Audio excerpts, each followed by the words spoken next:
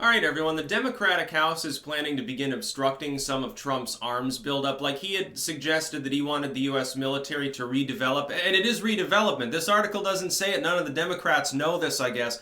We developed a very small nuclear weapon that could be deployed by an artillery piece, a regular old field gun on a fucking pickup truck. Back in the mid-1950s, we had that capability. He's talking about redeveloping that weapon. The Democrats have gone completely apeshit over that. They're saying, oh my god, that's more likely to be deployed than a conventional nuclear weapon, and so somehow it's a risk. We had it for a decade and never used them. So I'm not too worried. The mini nuke from Fallout, technically speaking, kind of based on a real weapon. Although, a rail gun on your shoulder, I don't think can fire a football nuke, but close. Close but no cigar. And then also he wanted to develop another generation of missiles to carry, nuclear warheads. Basically the existing warheads, he wanted more, better missiles. Russia's already doing that because the Democrats have started a new Cold War. That is that the latter day, technically it starts with second term Bush. 2006, I believe it was the invasion of Georgia. By Russia to reclaim land that they claimed was theirs because of Russian ethnic minorities. Well, sounds kind of like Crimea, right? Remember that was under the Obama presidency. Under the Obama regime, had nothing to do with Donald Trump. He wasn't in office yet. He tried to hint at that before, but and people didn't pick up on what he actually meant. Could have explained himself, but then he just threw up his hand and said, fuck it, because people are so dumb. The Cold War that we're now in is the same as the Cold War before.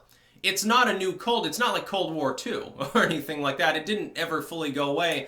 But for a while it looked like it had thawed out enough that, the world would be saved. No, thank goodness. The Cold War's over. Let's have some more techno music and drink, basically. Let's party down and do ecstasy. Then in the latter days of Bush, relations began to sour. The United States condemned Russia's actions in Georgia. Putin didn't like that very much. Is of course in the same position he's in now, I believe, at the time. He's been bouncing back and forth between president and prime minister in order to prolong his political lifespan. Obama gets in, and it was very funny to see how the Democrats acted towards Russia at the time. At the time, Obama simultaneously, while being on a war posture sort of footing with Russia and being like, oh, well, I've got a big dick, I'm going to stand up to Russia and China. At the same time, when Mitt Romney suggested that Russia was our main geostrategic foe in the world, Obama brushed it off and laughed at him, to great applause by the largely left-leaning audience that he happens to enjoy and still does. Now those people all of a sudden have a big problem with Russia. They think, oh, they're overthrowing our election. Trump is a Russian puppet. So, in other words, Trump is a Russian puppet, but you do not want to modernize our nuclear stockpile. Other countries are.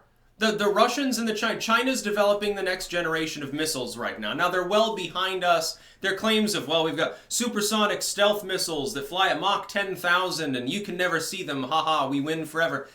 That sort of stuff is what major powers do. They try to psych each other out. They learned from Ronald Reagan, who did this very successfully with his space missiles, and we're going to put lasers in space and rods from God and all that crazy shit. It never quite was actually feasible. Russia's modernizing too. Now, of course, they've got a ways to go, but their new line of missiles and tanks is very good. What they're saying now is, hey, we want to constantly antagonize these states, but we don't want to take any steps to actually defend against them if we need to. You have a Pentagon report from this year saying, yeah, it's technically possible we could lose in a fight with Russia or China. Yeah, it's technically possible. Yeah, it could happen. Let's not modernize our weapon systems. Let's not do any military maneuvers to make sure we've got high troop readiness. Now, fuck that shit. Let's go back to horses and bayonets. So the Democrats don't want to spend the money necessary to go toe-to-toe with other nuclear states, but they do want to antagonize them. That's the worst thing you could do. The best thing you can do is be friendly with them whenever possible, but still modernize your weapons for any other contingency.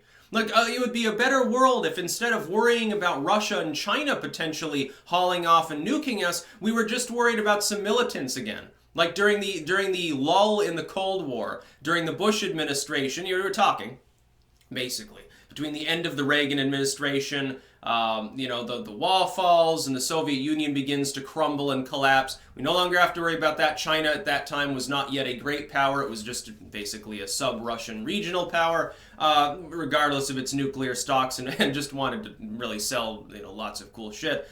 It was a better world at the time. Things were more calm back then. But if that, of course, that's abnormal. That's long-term, the norm is paranoia. Cold War paranoia, and it's not going anywhere. Unfortunately, we let the nuclear genie out of the box. We got two choices. We can either keep up with everyone else, and we can keep MAD going, in which case we probably don't have to worry about a nuclear war, at least at any given time. Eventually, accident or sabotage makes it virtually inevitable. Or we can say, no, we're done with the grand chessboard. We're done being the world's main power. Let someone else take the risk. China will be benevolent. They'll be better than us. We're a decadent culture. We're horrible. Us Americans, we're horrible people. We shouldn't be leading, actually from the front. We should be leading from behind. Let other countries yawn. I'm going back to bed. No more American empire. You've got two choices. Either you keep the game going or you lose the game. That's the whole problem. We never should have started playing in the first place. Would have been wonderful if we had never had the nuclear era. Nobody would be this paranoid if we were still stuck with just regular atomic weapons. Hiroshima-sized weapons, large and dropped from a plane. Not nearly as dangerous as what we're playing with now. You do realize a Satan missile could vaporize every man, woman, and child within, 20 miles of fucking the center of New York City? One weapon dropped in Central Park would kill everyone in New York City. Halfway across Long Island, everyone would have third-degree burns. Everyone in Jersey City, the death toll would be about 20 million people from one fucking weapon. Can you imagine that? And the Democrats are like, ooh, Trump is going to spend too much money, and these battlefield nukes are a bad idea. No, those battlefield nukes are a deterrent, a very practical one. We could deploy them in Eastern Europe so that if any Russian columns show up, it's not a problem. They get completely destroyed. Now, it's suicide to deploy these weapons, at least the ones we developed in the 50s. The ultimate goal is to make them fly further. Instead of having a 2-mile launching capability, up it to 4 or 5 and you're in the green zone, basically. The big problem with the original battlefield nukes, they were called the Davy Crockett's. I think it was like 2.5 kilotons or something. Very small weapon. The idea was that an army is approaching, armored column, tanks, and so forth. The hope is that you've got enough power in the air so that that group doesn't get bombed. This is basically a field gun, and you fire the weapon, it goes a couple miles, blows up, it destroys the whole column. The problem is if the wind is going the wrong way, that radiation will kill your soldiers too. Every single one of them will die. Even if they have hazmat suits and gas masks on, the radiation level will be high enough so that they're not going to make it. They'll have bone cancer and everything else under the sun. That's the big problem. By the way, we have developed other weapons before that burned more cleanly. We also developed, the neutron bomb or something? Smaller explosion, it would release all sorts of weird energy and it could fry tanks and ships and crazy shit like that. We've developed some really weird stuff. Look at, Operation Starfish or something like that, when they fired nukes up into the ionosphere and fried out electrical grids, hundreds of miles away. By the way, unfortunately, if you were to do that with enough weapons, the world would go back to the Stone Age. So nobody wins the Cold War. There will be no winner to the Cold War unless the entire world at least comes off of the war footing at once, if not denuclearizes. I don't think it happens. I'm sorry, folks, but I think that we're doomed to a nuclear future, unless nature preempts us. But to not plan, to not go along with the game and to not keep MAD going is suicidal. That's when you lose. That's when you become enslaved by the other power. Russia knows this. They're smarter than the Democrats, I guess. Trump knows this. He's saying, hey, why aren't we building better missiles? We're using shit from the 60s. Are you fucking crazy? You've got to be crazy. We've got less overall blast yield than the Russians. The only advantage we have is our weapons are so much more accurate and reliable than theirs. But we've got missiles that are sitting there in their silos for 50 years being poorly maintained potentially.